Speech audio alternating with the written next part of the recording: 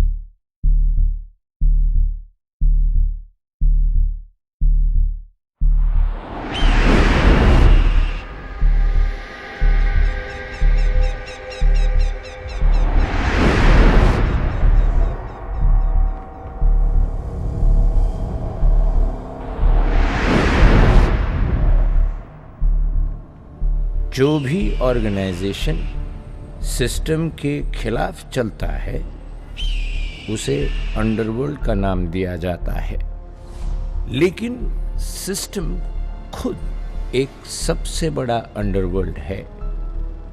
इस बात को ना समझते हुए या समझना नहीं चाहते हुए आज के दिन पुलिस ये दावा करती है कि उसने अंडरवर्ल्ड को खत्म कर दिया है, लेकिन पुलिस और नेता दोनों को यह समझना चाहिए कि जब तक सिस्टम से नाखुश लोग रहेंगे और समाज में गरीब और अमीर के बीच अंतर रहेगा, तब तक दुनिया की कोई भी पुलिस अंडरवर्ल्ड को खत्म नहीं कर सकती। सत्या वहां से निकलकर मुंबई चला जाएगा। सत्या गौर से अध्ययन करने लगा इस शहर के भूख की, लालच की, जलन की, नफरत की। ऊपर से देखो तो बस जिस्मों का समंदर है ये शहर, जो हर रोज बस बढ़ता जाता है। पर गौर से देखने पर हर जिस्म पर एक चेहरा, हर चेहरे के पीछे एक सोच, और हर सोच में कहीं ना कहीं उनकी अपनी तकदीर से बगावत। और इस शहर के सब लोग उनके अपनी तकदीर को बदलने के चक्कर में ही लगे हुए रहते हैं। लेकिन मुंबई शहर एक ऐसी शख्सियत है जो उसमें बसने वाले हर एक की तकदीर के ऊपर अपनी खुद की एक तकदीर लिखती है। हाँ, ये सत्य है कि सत्या खुद इस शहर के लाखों में से बस एक है। फर्क सिर्फ इतना है कि वो इस शहर का ही तकदीर लिखने आया है। अबे है किधर तू? साला सुबह से तेरे को ढूंढने जा रहा हूं मैं। सलमान भाई के पीछे की 2-2 टिकटी मिली है बड़ी मुश्किल से। चल तेरे को पीछे दिखाता हूं मैं। चल जल्दी जल्दी। नौकरी मिल गई मुझे। किधर? सत्या, कल मिला था आपसे सर, आपने आज आने के लिए कहा था। हाँ आओ आओ। गंगाराम, वो गुलाटी से सौदा पक्का कर लो। Okay sir. तो कहाँ तक पढ़ा लिखा बोला? इंजीनियरिंग। लेकिन जो काम मैं तुम्हें देने वाला हूँ उसे इंजीनियरिंग से कुछ लेने देना है नहीं। मैं कोई भी काम कर सकता हूँ या करवा सकता हूँ। I like it, लेकिन कॉन्फिडेंस और ओवर कॉन्फिडेंस के बीच में ना सिर्फ धागे भर का फर्क होता है। धागे के जिस भी तरफ हूँ काम पूरा करके दूंगा। I like this even more. Sir, Khanna साहब का 3 बार फोन आ चुका है। अगर आप एक बार हिसाब समझ लेते तो। खन्ना साहब को बोल कि बार बार फोन करने से सिर्फ बिल का अमाउंट बढ़ेगा, चेक का अमाउंट नहीं। जा दीपा, तू 5 करोड़ नहीं तो 7 करोड़ ले ले, मामला खत्म करना यार। डील? ये हुई ना बात। लाउडी साहब करोड़ों की बातें ऐसे करते हैं जैसे चिल्लर हो।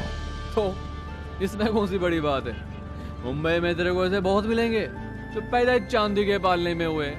सर चूतिए लोग राज कर रहे हैं और मेरे जैसे दिमाग वाले घूम रहे स्कूटर पर दोस्तों को लेकर। देख सत्या, इधर अमीरों के लिए ना लड़की एक चीज है और गरीब एक चोर। गरीबों को साला रहने के लिए खोली नहीं मिलती, उधर अमीरों के 3-3 डुप्लेक्स फ्लैट्स खाली पड़े रहते हैं क्योंकि वो एड़े फॉरेन में जाके रहते हैं। सच देखा जाए तो गरीब लोग अमीरों के लिए कारपेट जैसे होते हैं। अमीरों के पैर हमेशा कारपेट पे होते बेटा। अब कुछ गरीब उसे छत समझ बैठते हैं और कुछ समझते हैं उनको कुचला जा रहा है। पर एक बात बोलता हूँ तुझे सत्या, ध्यान से सुन। इस शहर में किसी को भी कम नहीं समझने का। प्लास्टिक के थैले में कौन चूतिया साला करोड़ रुपए लेके घूम रहा है इस बात का पता भी नहीं चलेगा, समझा? बस इतना दिमाग में डाल दे। अमिताभ और सलमान के घर के बाहर सिर्फ खड़ा रह के देखने वाले कभी अंदर जाके उनके साथ उठने बैठने की औकात नहीं बनाते। तेरे को मालूम मेरे पास इतनी फाड़ू स्क्रिप्ट है ना, फाड़ू बोले तो एकदम जी फाड़ू। पर कोई करेगा मेरे को फंड? नहीं करेगा।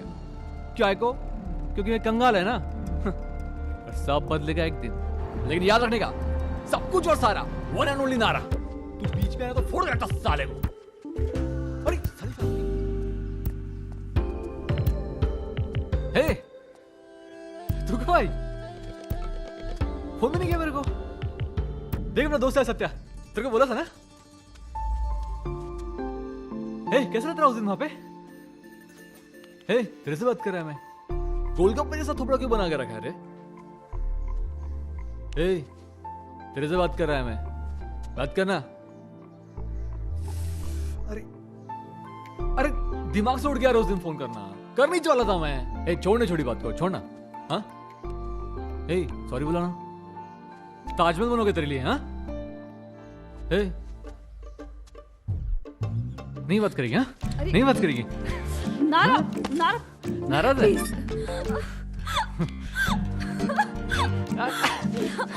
नहीं बात करती? नाराज है? हाँ नारा लीव मी। ओके बस बस।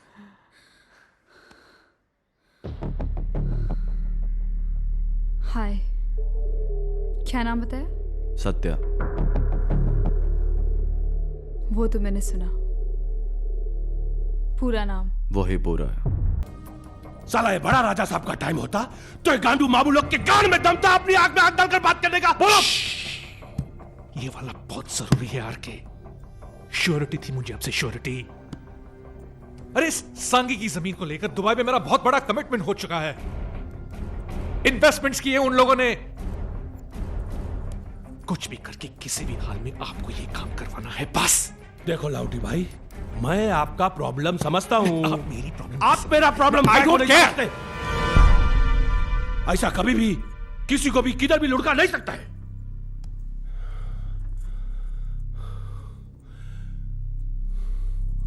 देखो लाउडी भाई, ये एसीपी भारती से आप उन टक्कर नहीं ले सकता है बस। मैं एक सजेशन दूं?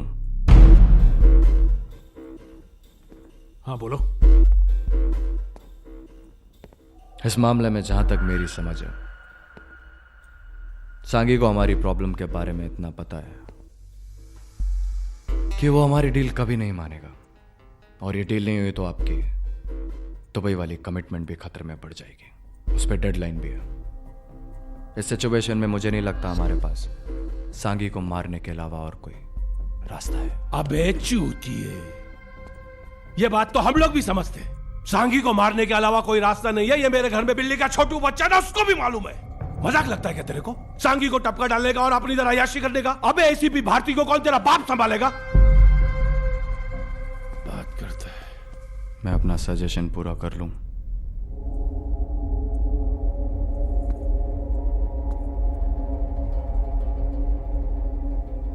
मेरा सजेशन यह है कि सर, हम सांगी और भारती दोनों को मार देते हैं। सांगी को अपनी भारती की दोस्ती पर इतना घमंड है कि उसने आर के साहब के कॉल की कोई ऑफिशियल कंप्लेन नहीं की होगी। इसका मतलब वो ही जानता है सांगी के बारे में, और वो ही नहीं रहा तो किसी को क्या खबर मिलेगी। मैं आपको एक ऐसा प्लान बना के दूंगा जिसमें वो दोनों अलग अलग जगह अलग अलग हादसे में मारे जाएंगे, और पुलिस इन्वेस्टिगेशन में कभी ये सामने नहीं आएगा कि ये दोनों हादसे एक दूसरे से या हमारी विक्रोली वाली प्रॉपर्टी से जुड़े हैं। मेरा प्लान सुनने के बाद आर के साहब अपने एक्सपीरियंस से बता सकते हैं कि उसमें कोई प्रॉब्लम तो नहीं। आखिर फैसला तो आप ही को लेना है सर। प्लान क्या है? मेरे दिमाग में है कुछ, उसे डिटेल में बताना चाहूंगा। इसके लिए मुझे अन्ना सर की जरूरत पड़ेगी। कोई नहीं जानता था कि उस मिनट उस छोटे से कमरे में सत्या के मुंह से निकले उस छोटे से सुझाव से बहुत जल्द पूरे शहर का रुख पलटने वाला था। और सिर्फ समय और कभी कभी इतिहास जानता है कि कुछ भी नया ऐसे ही उत्पन्न होता है बिना किसी आहट के। भंडारकर नाम का एक कॉरपोरेटर है, पैरामपाड़ा एरिया में। मुसलमानों के खिलाफ काफ़ी भड़कीले भाषण देता है। एसीपी भारती का खास है। अगले मंगलवार एक मीटिंग है भंडारकर की जगह। एसीपी भारती भी होगा वहाँ, उसकी सिक्योरिटी में। मैंने वहाँ भंडारकर के मरने का इंतजाम किया है।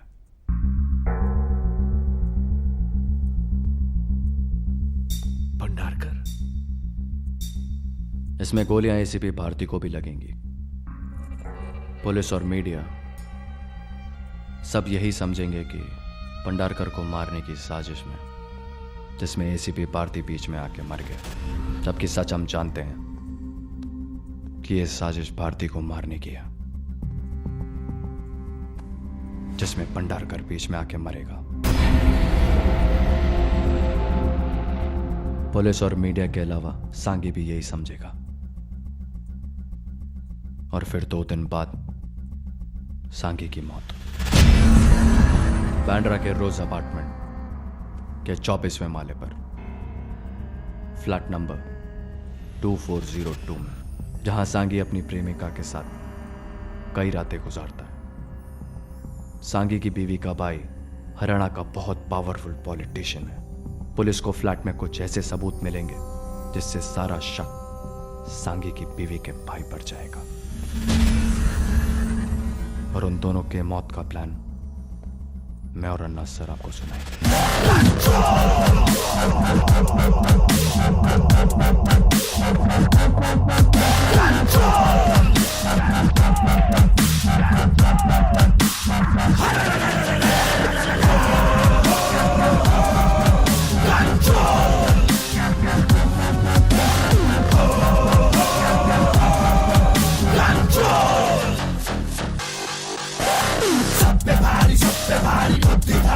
करेगा कंट्रोल, सब पे भारी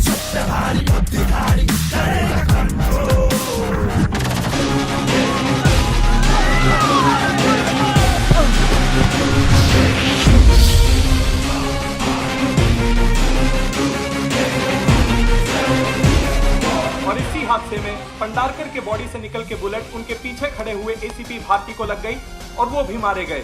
इस दुर्घटना की तहकीकात अभी जारी है, पर कुछ ठोस सामने नहीं आया है। सूत्रों का कहना है कि भंडारकर के उत्तेजित करने वाले कौमी भाषणों के कारण कुछ मिलिटेंट ग्रुप्स ने शायद ये प्लान बनाया होगा। इस दुर्घटना के कारण माहौल काफी गंभीर है। पुलिस जन व्यवस्था को नियंत्रण में लाने के लिए जोर शोर से कोशिश कर रही है। लोग तनाव में है और सामान्य यातायात पर इसका काफी गहरा असर हुआ है। चीफ मिनिस्टर ने इस घटना की निंदा की है और पुलिस कमिश्नर को कहा है कि दोषियों को जल्द से जल्द पकड़ा जाए और उन पर कड़ी कार्रवाई की जाए। पुलिस ने भी इस मामले में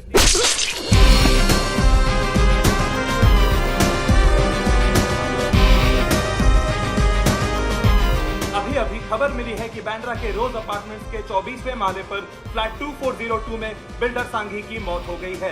सांघी की लाश शबीना नाम की एक औरत के फ्लैट में उनके साथ पाई गई थी। सांघी के बीवी का भाई हरियाणा का एक बहुत पावरफुल पॉलिटिशियन है। फ्लैट में पुलिस को कुछ ऐसे सबूत भी मिले हैं। Bloody amazing. Bloody amazing.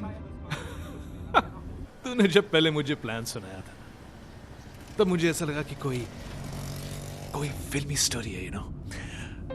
माँ कसम, आज तक मैंने ऐसी चीज फिल्मों में भी नहीं देखी है। ऐ सत्या, तो अगर मुझे पहले मिल जाता ना तो न जाने कितने प्रॉब्लम सॉल्व हो जाते मेरे। You have no clue, no clue. इससे पहले मेरा रोड में रहता था, यू नो, छोटे से 1 रूम किचन टाइप्स, और वहां से जहां तक मैं आज हूं, यहां तक पहुंचने के लिए जो मैंने काम किए हैं वो कोई नहीं कर सकता, कोई नहीं। पर तूने जो किया है ना वो मैं कभी नहीं कर सकता, because you are bloody amazing. You are Satya.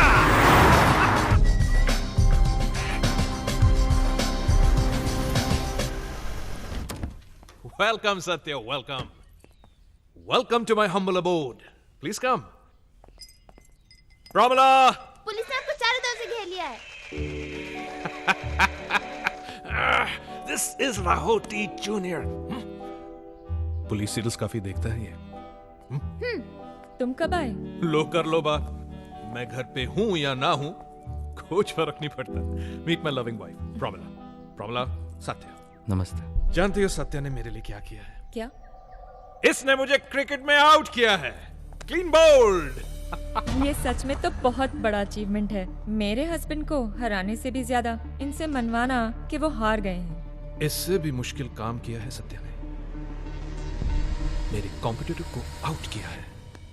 Satya को अपनी टीम में परमानेंटली शामिल कर दिया है। जूनियर, ये अंकल जरा भी नहीं हंसते। इसे मुस्कुराना सिखाओ। और तुम्हारा काम है कॉफी बनाना। तू बस मुझे एक बात बता कि तूने ये सब किया कैसे? तू है कौन? कहां से आया है? What is your background? Lahoti साहब, मैं आपकी बहुत इज्जत करता हूं। आपने मुझे काम दिया, एक फ्लैट दिया, इस शहर में वजूद दिया। मेरी एक रिक्वेस्ट है आपसे, मेरे गुजरे हुए वक्त के बारे में मुझसे कभी मत पूछिएगा।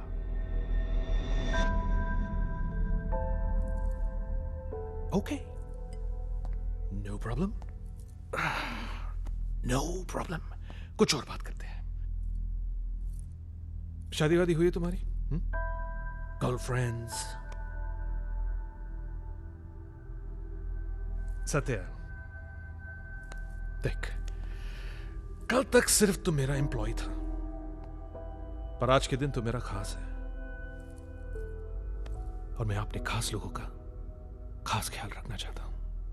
लाहौटी साहब, दुनिया में एक को छोड़कर मैं अकेला हूं।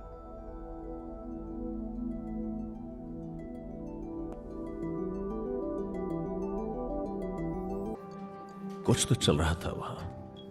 बहुत सारी गाड़ियां देखी मैंने वहां। बाहर, अंदर कोई नहीं था। मुझे ऐसा लग रहा है कि अपनी कंपनी को बंद करने का चक्कर वहां पुरुषोत्तम के घर में चल रहा है। उसमें हैरानी की क्या बात है? कंपनी को ट्रैक करने के लिए कोई स्पेशल टीम तो लगनी थी। मुझे प्रॉब्लम तब होती जब कोई कंपनी को खुलेआम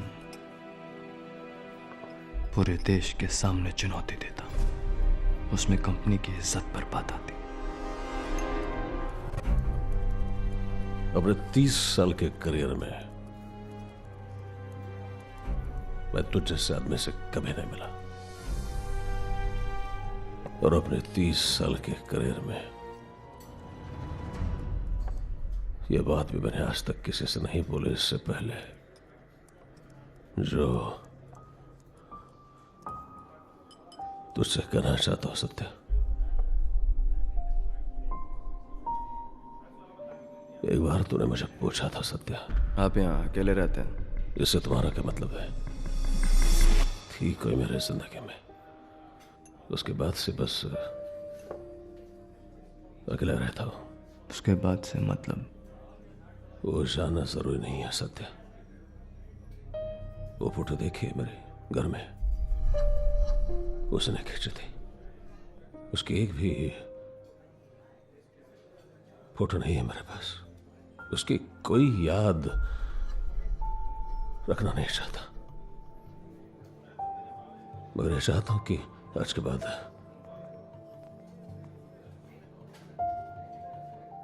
तुम्हें मुझे कभी उसकी याद नहीं दिलाओगे।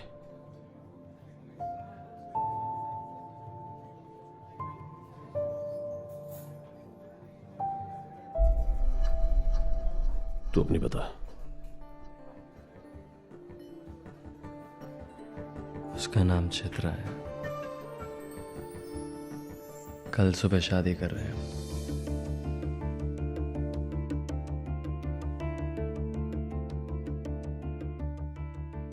सत्या की जिंदगी का ये सबसे बड़ा दिन था। वो इसलिए कि चित्रा उसकी सबसे बड़ी अमानत थी। वो चित्रा से उतना ही प्यार करता था जितना अपने दुश्मनों से नफरत। शादी खत्म होते ही सत्या चित्रा को लेकर हनीमून पे कश्मीर पहुंच गया। साथी रे साथी रे साथी रे साथी रे साथी रे साथी रे, अनजान था मैं खुद की नजर में, तेरी नजर से पहचान मिली।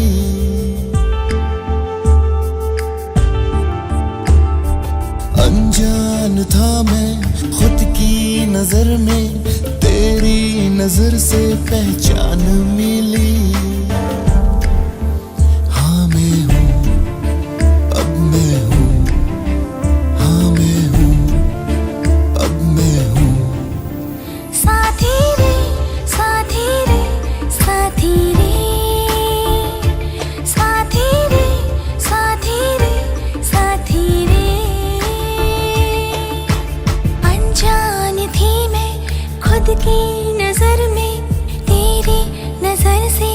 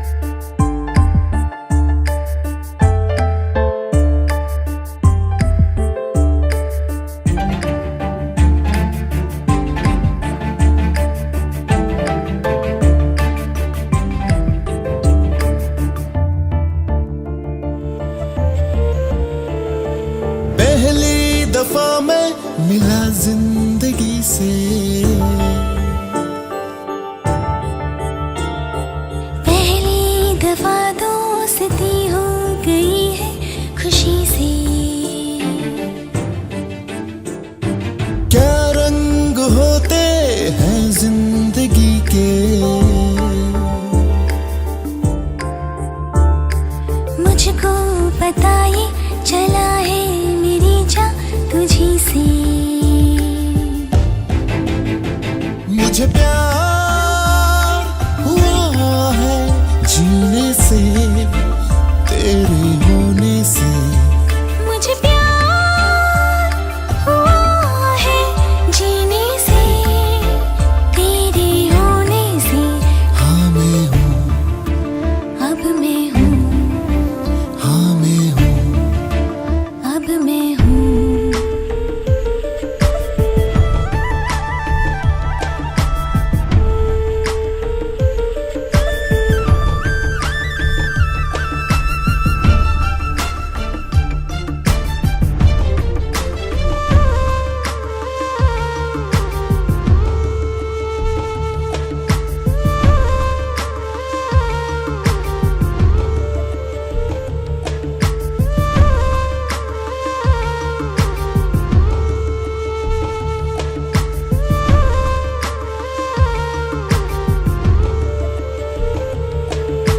मैं चल रही हूँ ऊपर ज़मीं से,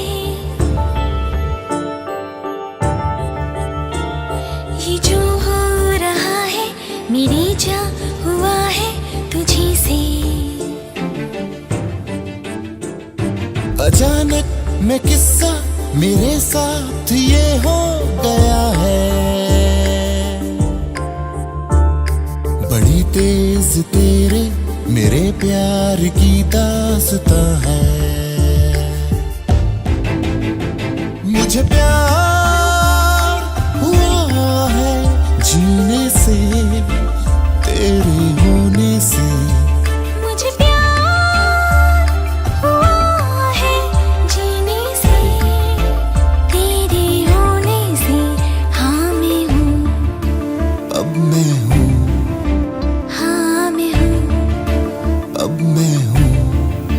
साथी रे, साथी रे, साथी रे। साथी रे, साथी रे, साथी रे।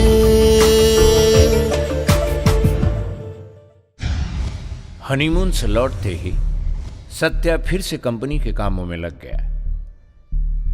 पुरुषोत्तम की सोच थी कि नया कंपनी जितना भी खतरनाक हो, आखिर बस वो एक अंडरवर्ल्ड कंपनी है। पर उसकी ये सोच गलत थी, क्योंकि सत्या की कंपनी दरअसल अंडरवर्ल्ड कंपनी नहीं थी। सत्या की कंपनी सत्या की एक सोच थी, उसका अपना नजरिया था, सिस्टम का नाइंसाफी रोकने का एक तरीका था। आम आदमी को ताकत वालों के नीचे पीसने से रोकने का एक पैगाम था। पुरुषोत्तम को समझ में नहीं आ रहा था कि सत्या को हजारों करोड़ों की लालच क्यों है। ये ना जानते हुए ये दौलत सत्या अपने खुद के लिए नहीं इकट्ठा कर रहा था। सत्या चाहता था कि कंपनी से कमाया पैसा देश के उन लोगों तक पहुंचाया जाए जो सिस्टम और अमीर लोगों के पांवों के नीचे कुचले गए, बिना उनके जाने कि ये कौन कर रहा है। सत्या ने कंपनी का नेटवर्क ऐसा बनाया कि कंपनी और उसके लिए काम करने वालों के बीच कई लोग हों और काम और पैसा दोनों इतने हाथों से बांटा जाए कि कोई भी उसकी असली सोर्स को ट्रेस ना कर पाए। कंपनी में कौन है कौन नहीं किसी को कुछ ना पता हो, कंपनी के खुद के लोगों को भी। उस तरह कंपनी के सारे लोग एक अदृश्य जाल बन गए थे। बहुत से देश के लोग बिना जाने कंपनी के लिए काम करने लगे हैं और बिना जाने कंपनी का हिस्सा बन गए हैं। इस तरह धीरे धीरे सत्य की कंपनी पूरे देश में फैलने लगी और सिस्टम के अंदर एक और सिस्टम बनाने लगी, कंपनी का सिस्टम। यूं कहे तो कंपनी इंडिया के अंदर ही अंदर एक नया इंडिया बना रही थी।